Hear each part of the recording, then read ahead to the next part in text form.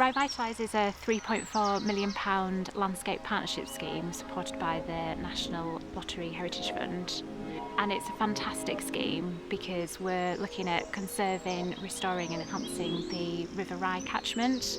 And as the name suggests, we're a landscape partnership, so we're working with over 15 other organisations, and we're all working on this sort of common goal of protecting the River Rye catchment, so the River Rye and all of its surrounding tributaries.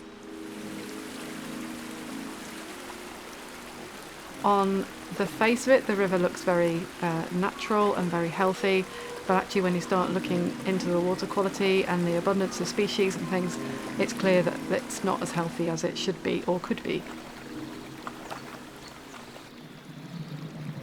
I think there's a kind of long-standing view that art can make the landscape more accessible to a different group of people, but also it allows people to see the landscape in a different way. We've introduced John and Paula, we've taken them out into the landscape, and they are almost like cameras. So you used to take a film camera out with you, take some photographs, and you'd wait a couple of weeks for it to come back, and you'd open that envelope and it would be really exciting to see what was inside. And it's a bit like that with John and Paula. You take them out into the field, you show them these places, and they're taking it all in, and then a few months later they show you what their results are.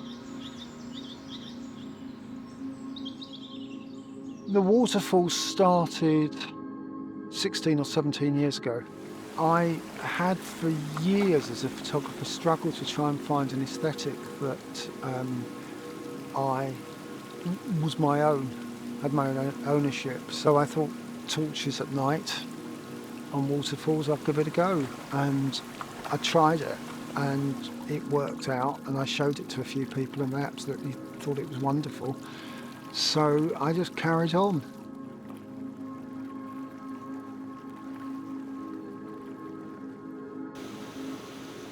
I think being outdoors is very good for your mental health, for anyone's mental health. You're sort of in the moment when you're outdoors at night, because you're having to think all the time about safety, about navigation, because landscape changes quite a bit at night. I think that can take away those sort of day-to-day stresses that you have of having to pay bills, having to get to meetings or whatever you're having to go to. So you're just in the moment.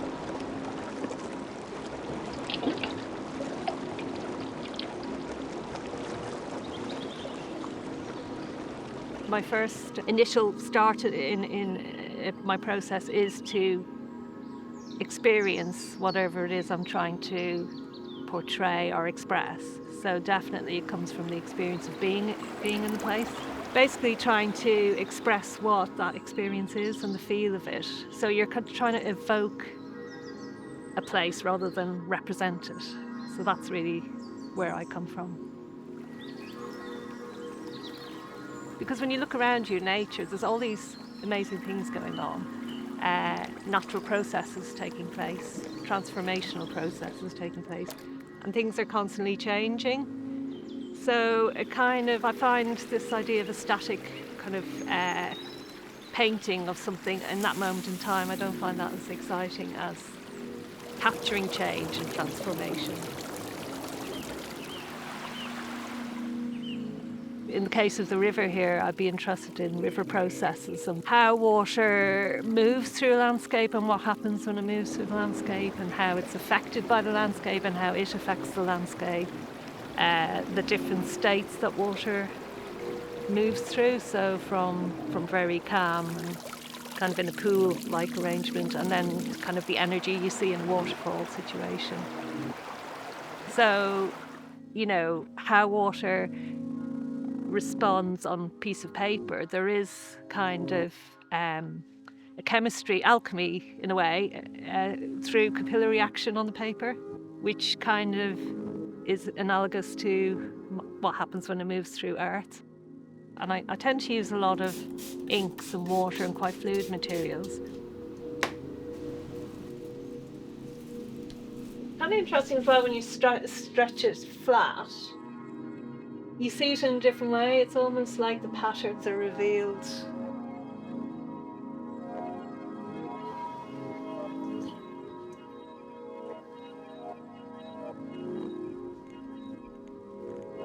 We've opened doors which have allowed the artists to delve deeper into the landscape. So we've worked with landowners and estate managers to gain access to places that are not normally accessible to the public.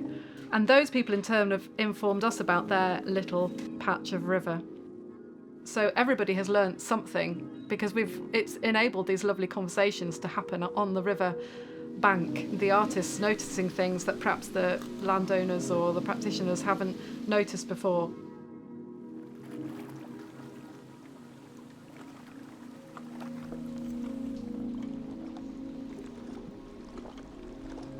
With John and Paula's work, it's like you get the image, but also you get that view into their process and why they came to that image through what you've shown them out in the field, which has been really, really satisfying.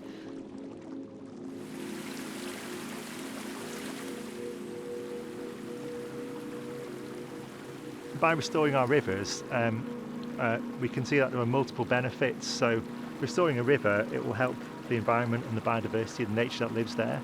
It can help the land managers who depend on the healthy river and healthy land for farming and their livelihoods. But there's also a real benefit in healthy rivers for people's well-being.